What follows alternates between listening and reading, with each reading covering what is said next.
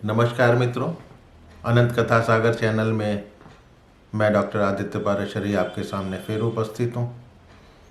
महाभारत की कथाओं की श्रृंखला में अगली कथा लेकर। जैसा कि पहले वीडियो में आपको बताया था कि जब गंधर्व चित्ररथ ने अर्जुन को ताप्ती नंदन बोला तो ताप्ती नंदन की उन्होंने पूरी कथा सुनाई। किस तरह से सूर्य भगवान की पुत्री ताप्ती का विवाह राजा सवर्ण के साथ हुआ था, लेकिन उसके साथ ही उन्होंने पुरोहित की महिमा के बारे में भी बताया। तो अर्जुन के मन में जिज्ञासा हुई कि वशिष्ठ गुरु वशिष्ठ की महिमा से ताप्ती और सवर्ण का विवाह संबंध स्थापित हुआ था, तो महामुनि वशिष्ठ वो क्या थे, कौन थे? उन्होंने इसके बारे में अधिक जानने की चेष्टा करी। तब गंधर्वराज चित्ररथ ने उन्हें वशिष्ठ के बारे में बताया, उनकी महिमा के बारे में बताया।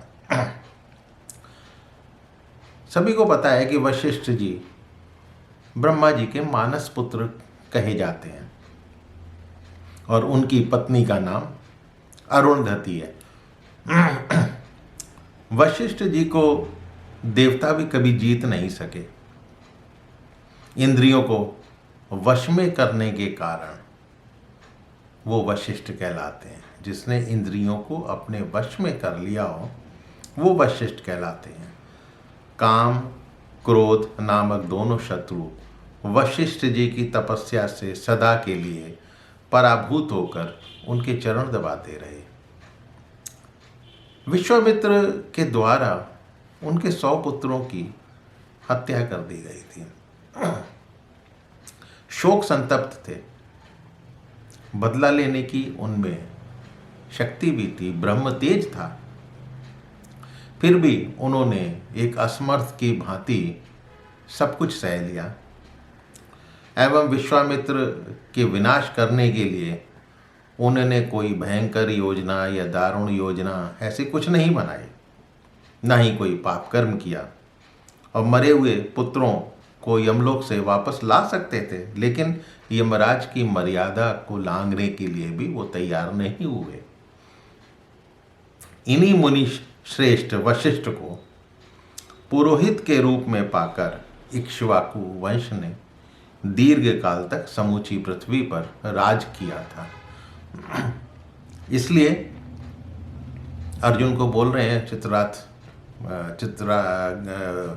गंधर्व चित्ररथ कि ये उचित होगा कि आप किसी योग्य, गुणवान, जितेंद्रिय, वेदाभ्यासी, विद्वान तथा धर्म, काम और अर्थ का तत्वज्ञ जो भी ब्राह्मण हो उसे खोजकर पुरोहित के रूप में वरण करें।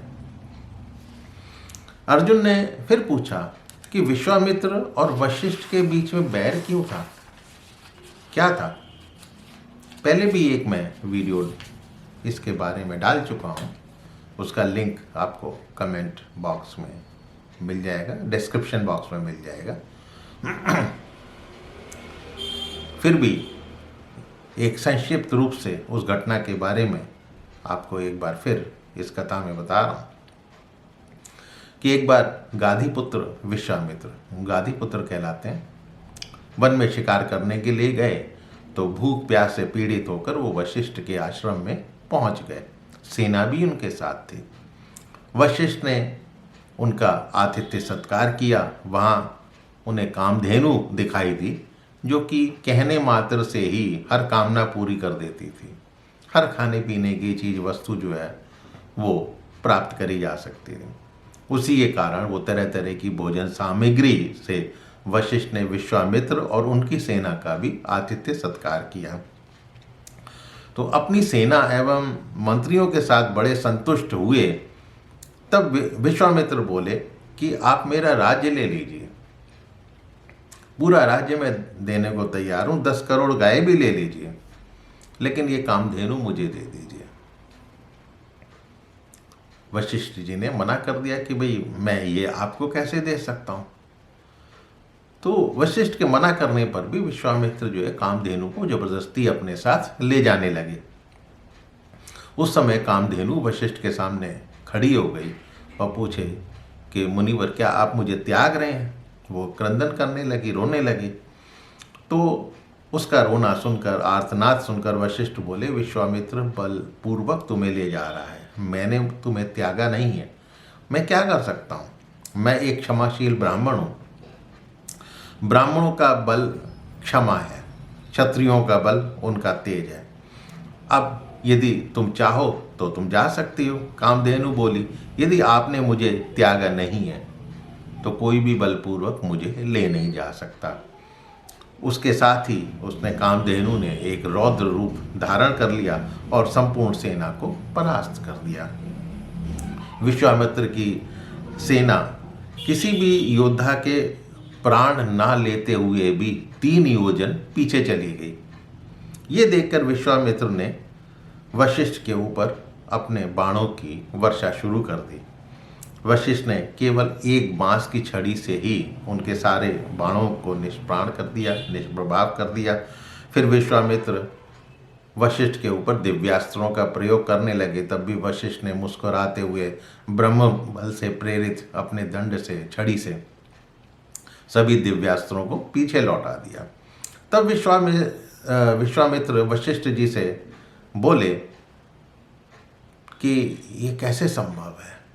वशिष्ठ जी बोले, तू अब परास्त हो चुका है, तू जा। विश्वामित्र तब खिन्न होकर बोलते हैं कि क्षत्रिय बल तो नाम मात्र का ही है, असली बल तो ब्रह्मजनित बल ही है। धिक्कार है ऐसे क्षत्रिय बल को। उसके बाद विश्वामित्र ने तपस्या के बल पे ब्राह्मणत्व प्राप्त किया था।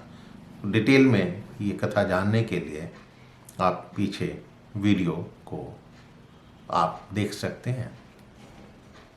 इसके बाद आपको मैं बताऊंगा कि वशिष्ठ मुनि ने आगे क्या अपनी आत्महत्या भी करने की कोशिश करी थी। तो मित्रों, इंतज़ार कीजिएगा अगले वीडियो का। तब तक के लिए नमस्कार। हाँ, मेरे चैनल को सब्सक्राइब करना मत भूलिएगा और इष्ट मित्रों से शेयर अवश्य कीजिएगा। नमस्कार।